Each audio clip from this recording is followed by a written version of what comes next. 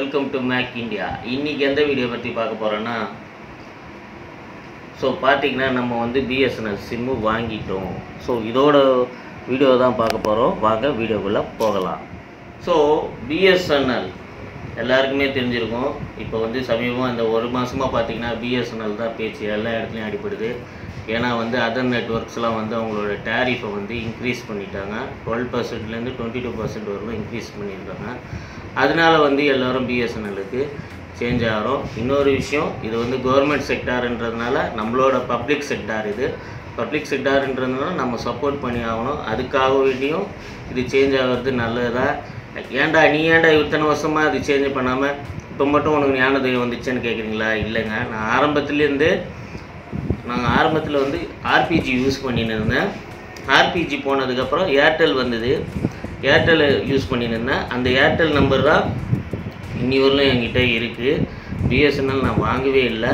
அடிஷ்னலாக ஒன்று ஜியோ ஒன்று வாங்கினேன். அது எப்படி வாங்கினேன்னா, நான் வந்து ஒயர்லெஸ் மோடம் ஒன்று ஜியோ வாங்கினேன். அந்த மோடமில் வந்த சிம்மு தான் அந்த கார்டு. அதையும் வந்து நான் மொபைலில் யூஸ் பண்ணுறேன். இப்படி தான் நான் வாங்கினேன் தவிர பிஎஸ்என்எல் வாங்கக்கூடாதுன்ற எண்ணம்லாம் கிடையாது. 2016க்கு அப்புறம் தான் பிஎஸ்என்எலோட இதுவே மாறிச்சு. எல்லாருக்கும் தெரிஞ்ச விஷயம். 2016ல் ஜியோ உள்ளே நுழையும் போதே 4Gயோடு வந்தாங்க. அப்போ வந்து பிஎஸ்என்எல்லில் வந்து 2G மட்டும்தான் இருந்தது. 3G அப்போ வந்து இம்ப்ளிமெண்ட் பண்ணிட்டு இருந்தாங்க. அந்த ரீசன் ஒன்று பிஎஸ்என்எல் போகிறதுக்கு காரணம். இன்னொன்று, சரியான ரெஸ்பான்ஸ் இருக்காது, டவர் சரியாக கிடைக்காது. ஆரம்ப கட்டத்தில் சொல்கிறேன் நான், இப்போ இல்லை, ஆரம்ப கட்டத்தில் பிஎஸ்என்எல் வந்து உங்களுக்கு வந்து சரியான ரெஸ்பான்ஸ் இருக்காது. கஸ்டமர் கேருக்கு கால் பண்ணிங்கன்னா சரியான ரெஸ்பான்ஸ்லாம் இல்லாமல் இருந்தது.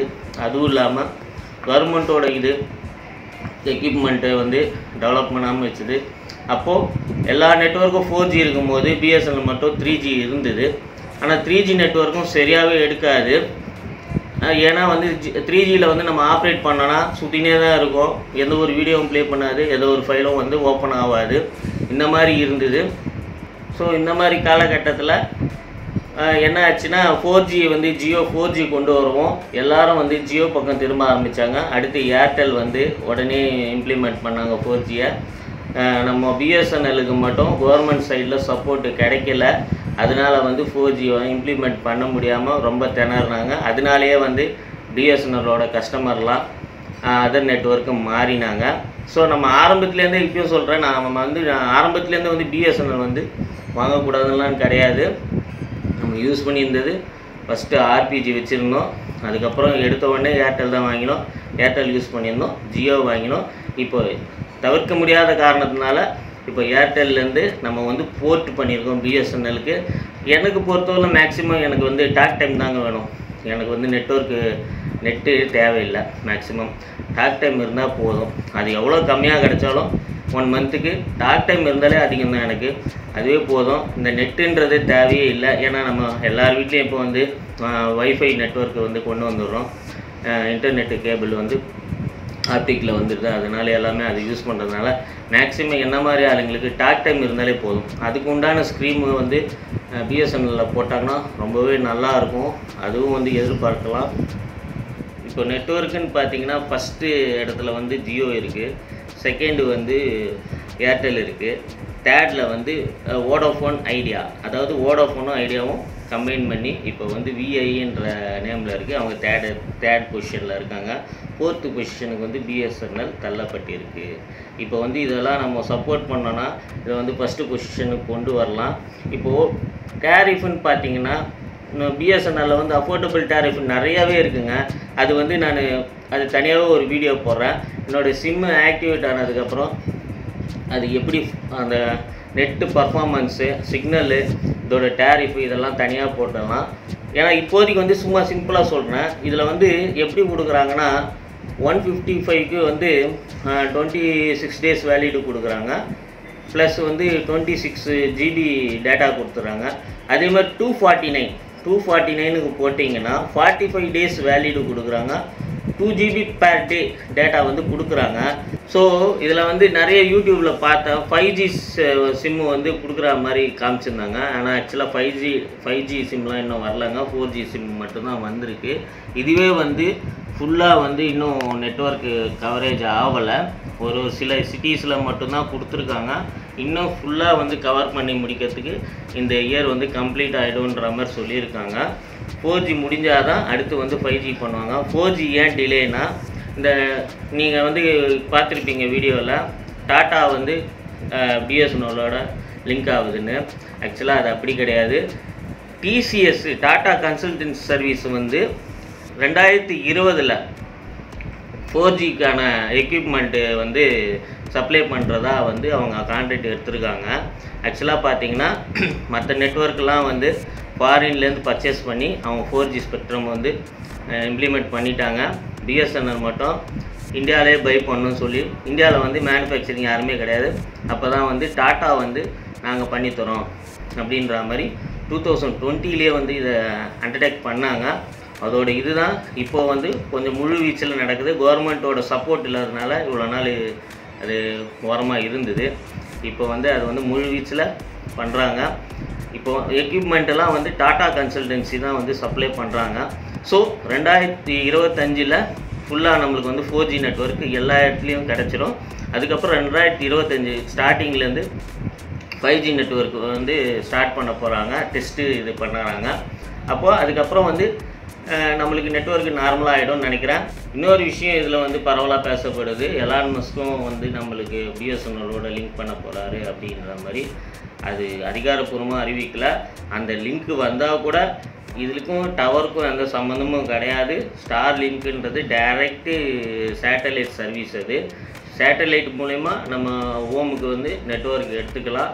அந்த மாதிரி தானே தவிர அது வந்து பிஎஸ்என்எல் கண்டிப்பாக டைஅப் வைக்கிறதுக்கு வாய்ப்பு இருக்குது. ஏன்னா பிஎஸ்என்எல் வந்து கவர்மெண்ட் செக்டர்ன்றதுனால அதில் டைஅப்புக்கு வாய்ப்பு இருக்குது. ஆனால் அது வந்து இன்னும் வரலாம் அதிகாரப்பூர்வமாக அறிவிக்கலை. இதுதான் உண்மை. பிஎஸ்என்எல்லை எல்லோரும் சப்போர்ட் பண்ணுவோம். ஏன்னா வந்து நம்மளோட இது பப்ளிக்கோட சொத்து. இன்னொரு விஷயம் சொல்லுவோம், இதில் நான் ஆல்ரெடி 4G நெட்வொர்க் தான் யூஸ் பண்ணுறேன், ஏர்டெல் யூஸ் பண்ணுறேன். இதோட ஸ்பீட் டெஸ்ட்டு பார்ப்போம். ஸோ இதில் பாருங்கள், ஏர்டெல் நெட்வொர்க் தான் இருக்குது. நான் இப்போ கிளிக் பண்ணுறேன். டவுன்லோட் ஸ்பீடு எவ்வளோ வருதுன்னு பார்க்கலாம்.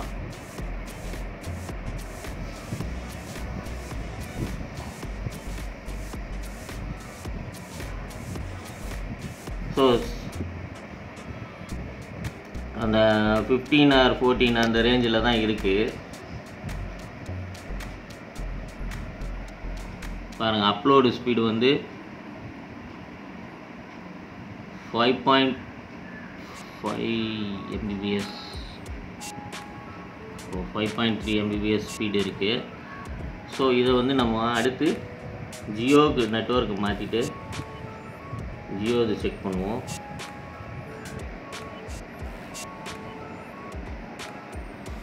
ஜியோக்கு வச்சுருக்கேன். ஃபைண்ட் ப்ரொவைடர்னு வந்து சர்ச் பண்ணினே இருக்குது. பாருங்கள் ஜியோ வந்து எந்த லட்சணத்தில் இருக்குன்னு.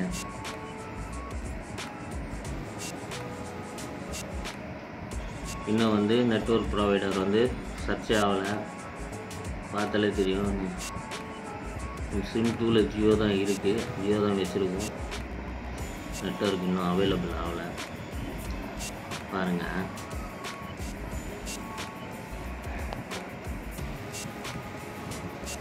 ஸோ அகெயின் நான் வந்து கனெக்ட் பண்ணியிருக்கேன். திருப்பியும் வந்து ஃபைன் பண்ணின்னு தான் இருக்குது நெட்வொர்க்கு.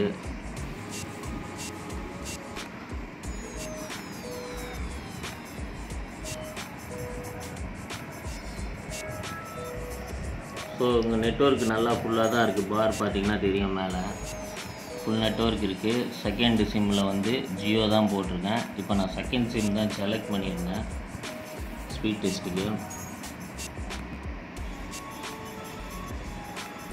ஸோ இந்த நிலமை தான் இப்போது. ஏர்டெல்லும் இதே மாதிரி தான் சில டைமில் வந்து நெட்வொர்க் சர்ச் ஆகினே இருக்கும்.